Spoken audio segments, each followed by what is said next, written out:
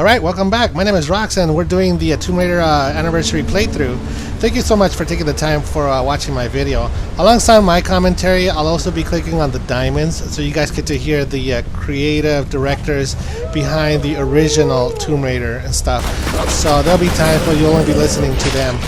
I think they're a lot of fun, so hope you guys enjoy them as well.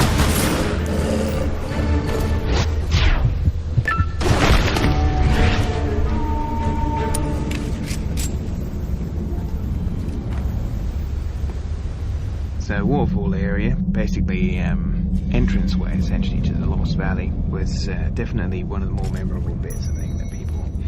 It's one of many places in TR1 where the obsession with putting things behind waterfalls was played around with. I like this idea of looking behind waterfalls. Oh, wow, that's pretty bizarre, isn't it? So we actually hid the main temple, where you're actually trying to get to is physically behind the waterfall. So the progression takes you beyond the point where you actually end up, if you see what I mean, into an area with more waterfalls. That's right. With secrets behind them too, actually. That's the way. That's exactly the way, right? Yes. Yeah, it was really interesting when we went back and remade this area. We built it really close to the original scale of the room in Tomb Raider 1 the first time, and everybody that played it thought that the waterfall was too small. And it sort of gets at the point that when we're remaking something that people sort of are remembering playing, that their memory of it's different than the actual game. And so we ended up making the waterfall a lot bigger than it was originally to live up to people's expectations of what it should be. You guys are listening to alongside mine, but those other guys is Jason Boda and Toby Gard. I had to look them up on Wikipedia to find out who they were, but they were the creative directors behind the first Tomb Raider and also the anniversary one. So I like to hear what they say. I have a lot of praise for the Tomb Raider game, the very first one. It's the one that got me back into gaming, and having to hear those guys talk about the level designs and what inspired them and all. It's actually it's a lot of fun to listen to. I hope you guys are enjoying it as well. This is actually one of the long levels. This one actually leads up to the T-Rex, and the T-Rex is one of those memorable moments when I was playing Tomb Raider, where I was like, "What the heck? Why is there a dinosaur on this game?" I have to be honest. I think when I first saw the Velociraptors and the T-Rex, I was thinking, now the game is just trying to be way too different. It's like, I understand, listening to these guys talk now, how they were saying how they didn't want to have us to shoot humans. At the same time, I thought they kind of overdid it by putting dinosaurs in the game. Like, I was wondering, what else are they going to bring now? Are they going to bring like aliens and stuff? I think, I'm not entirely sure, but I think that little doorway down there is for a hidden item, but I'm not entirely sure. But I have to say, the dinosaur did take me a little out of the gameplay, and it was just something that I just remembered. But here's another diamond, and I'm going to click on it and see what they have to say. Strangely enough, this is actually one of the areas that I remember the most from Tomb Raider 1, was jumping back and forth across this river. Well, it was wanting to ramp sort of the because we didn't have nice save systems. Pretty much, if you died, you're going to be playing at least almost half a level, right, to get back to where you were. So jumping across the waterfall was just a way to sort of be kinder with the reset. So if you fell down the hole, basically it just dropped you into the waterfall. It's kind of like a little white water rafting ride, and sort of spectacular, and that was it. Which I suppose is different now. It's kind of crueler now because with save points being so liberally scattered around, like having to actually ride all the way down the waterfall back into the original area is more of a punishment than just dropping people onto spikes. That's right, because we made the traversal up the waterfall so much more intricate now. It is a little bit crueler. Yeah, it adds to the tension. It does.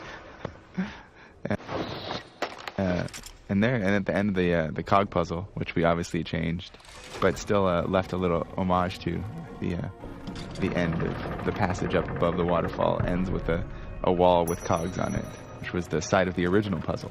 Yeah. But we've henceforth moved it into the waterfall area itself.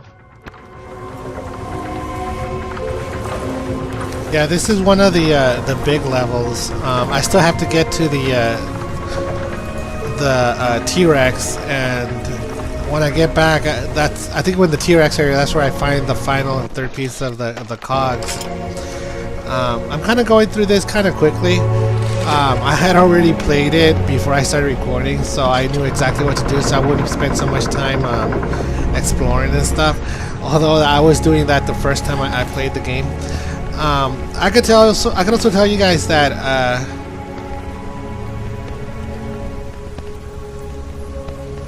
I had already beaten all the time trials, so I gotten all the hidden artifacts and all that good stuff, and I unlocked a lot of her outfits as well. And it's funny because one of the outfits is the actual design of Lara, so she's very pixelated, very square and stuff. And I was thinking of probably using her when I was doing one of the playthroughs, but I get kind of tired of looking at her, and it kind of throws off my gaming as well, because the environment in this game looks so much updated, and to have her not being fully updated just kind of like throws off the whole look of it. So I decided to just stick with the original look that came with the game.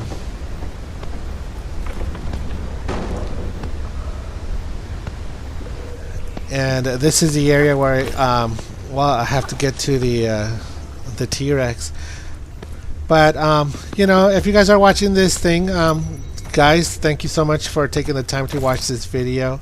Again, I'm doing commentary alongside the creative directors of the first Tomb Raider and the reimagined one. Also, it comes with some of the abilities that Lara gets in Legend.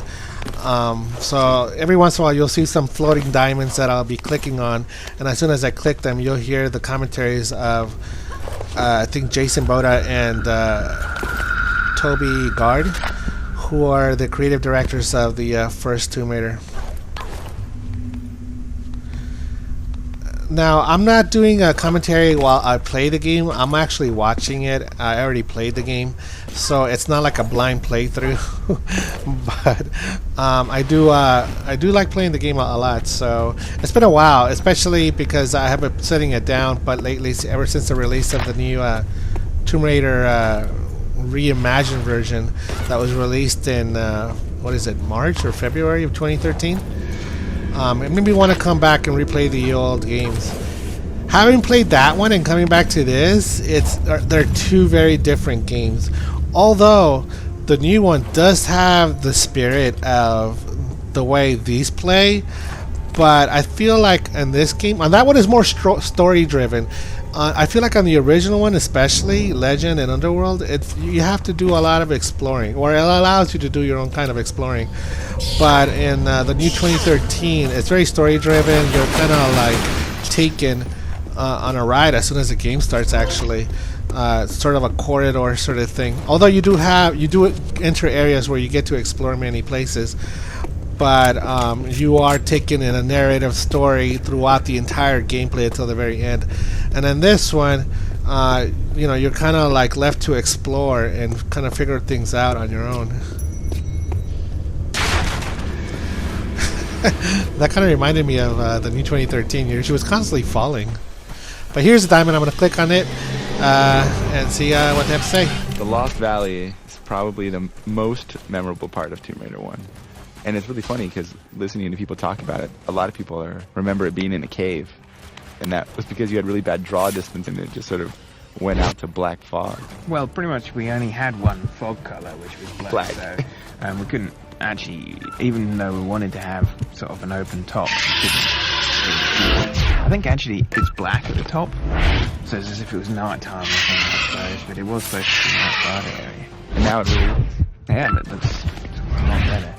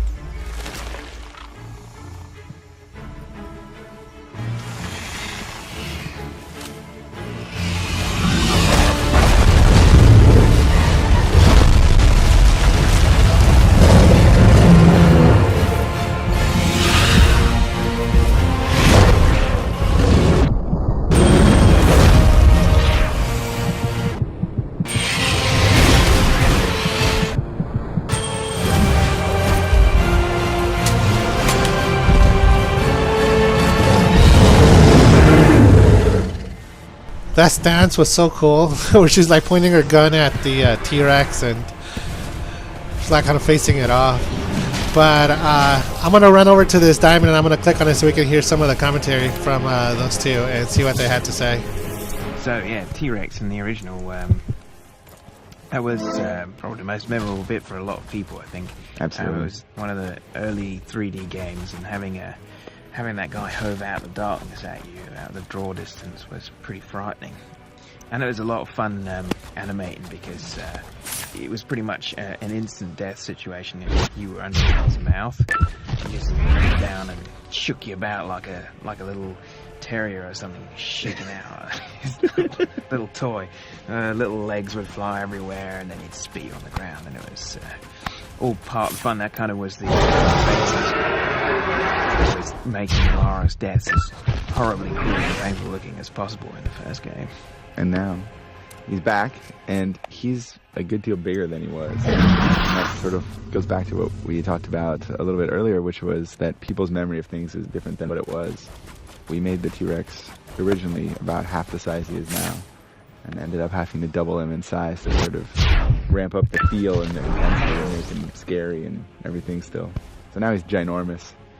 He's a humongous T-Rex, way bigger than a real T-Rex would have actually been. Right, but that's alright.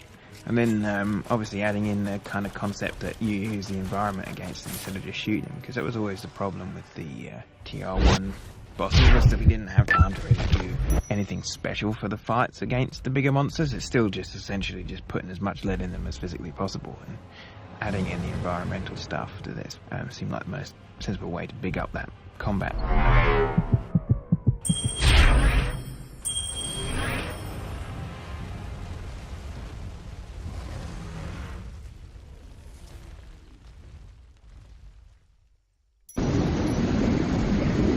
Alright, so now I'm back. It's pretty interesting what they were saying about the T-Rex, how originally it wasn't that big. I kind of remember it big, but it's been a long time since I've seen the original game. But you know, one of the things that was kind of annoying, trying to get away from the T-Rex, there's no sprint button on Lara, so she can only run, but she can't sprint like on the other games. And that would have been nice to have given it to us, you know, because it's in the, I think it's in Underworld? It's definitely an Underworld. I don't remember if it's in Legends or not. But still, it would have been nice, because trying to get away from that T-Rex was just really hard. Also want to take this opportunity to say sorry and apologize for some of the sound on this game. Sometimes it overlaps another sort of environmental sound. I think it's because I keep turning on the commentary by the creative directors. But just hang in there and hopefully it'll switch over. Like right now, it sounds like I'm still underwater when I shouldn't be. I'm actually on above surface now, so I don't get it.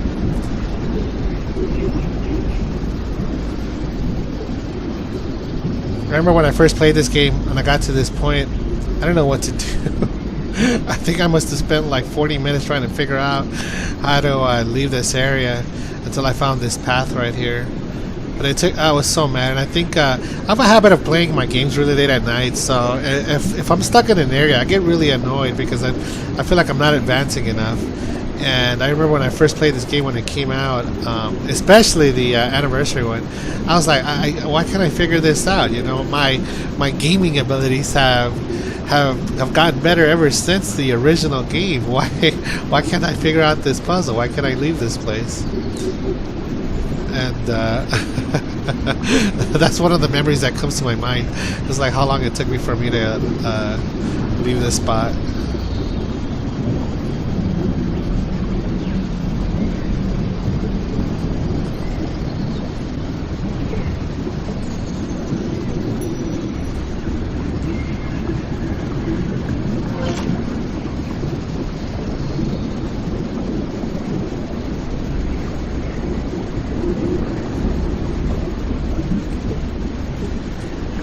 I think after this, things get a little bit more weirder, because then I end up fighting some mummified dogs or some cheetahs of some sort, and those guys were kind of creepy, and I think they're coming up next too, on the next level. those things were fast, and I don't know, those things kind of scared me. That was kind of one of the scariest creatures I found in any video game. They had like these giant ass claws, and they kind of reminded me of the lickers from Resident Evil, but these things were a little bit more vicious, and I don't know, they kind of scared me. I don't know what they were called, but you guys will see them when they come up.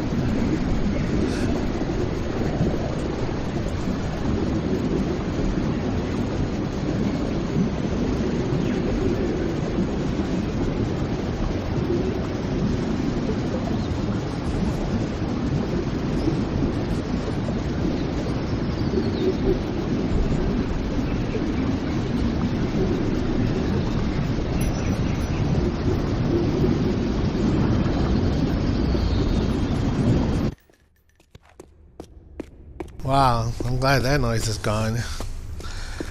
But you guys could tell, see, it just kind of ended there, and all of a sudden I'm just inside a cave and the noise is all gone.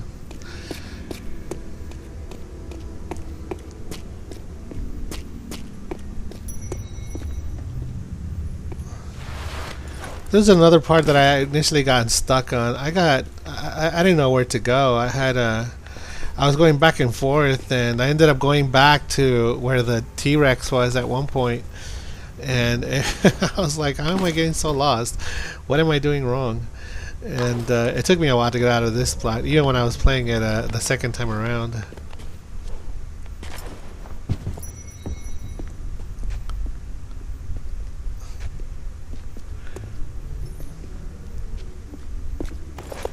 Oh my god, I forgot about that. Oh, I forgot about that. I was gonna edit that out, but you know what? The downloading came up so fast, so I decided to just leave it in there. But yeah, I'm watching myself play. You know, when you think about it too, I did all the time trials. The time trials, you can't even watch the cutscenes. You have to skip through the cinematics in order, because the time doesn't stop when you're watching the cinematics. They continue to play, so you had to skip through them in order to make the time trials, or to beat the time trials. One of the things I like about playing the Let's Play for this one is that the time trials tell me how long the missions are, and a lot of them are like less than 10 minutes. Some of them are 5 minutes long, which I don't mind. This is what kind of like helped me decide, yeah, I'm going to do a Let's Play for the original anniversary one. Because they told me, like, you know, these were short levels, but then there are like the really long ones, and this one being one of the long ones. There's a really long one coming up. I think it's got to be at least over 30 minutes long. But hopefully I'll try to shorten that up as much as possible. I think instead of diving down, I think I ended up going for a shotgun. And like, again, you can hear the transition of the waterfall all of a sudden just coming in. But originally there was a shotgun that I could have gotten before I left, but I remembered that I didn't get it, and I'm going back to get the shotgun. It's kind of hidden. I need to destroy the bridge that I had crossed over in order to get the first cog, or the second cog, right? It's the second cog I found. But using the grappling hook, I need to swing over to this kind of hole on the wall, and that hole in the wall takes me to the shotgun, the one I'm going to need throughout the game. I'm not sure where the Uzis are, but I know there's Uzis in the game.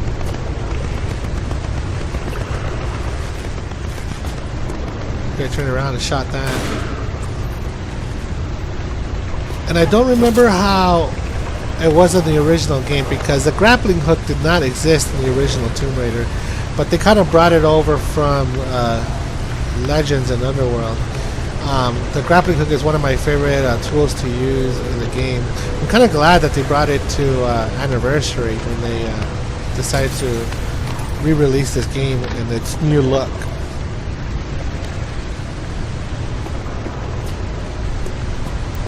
And here it is. easiest thing to do is the swan dive. Oh, the swan dive! You know, I love seeing the swan dive, and it didn't happen in Tomb Raider 2013, which is funny because she fell a lot in the water. If you guys played the new Tomb Raider, she falls a lot in the water.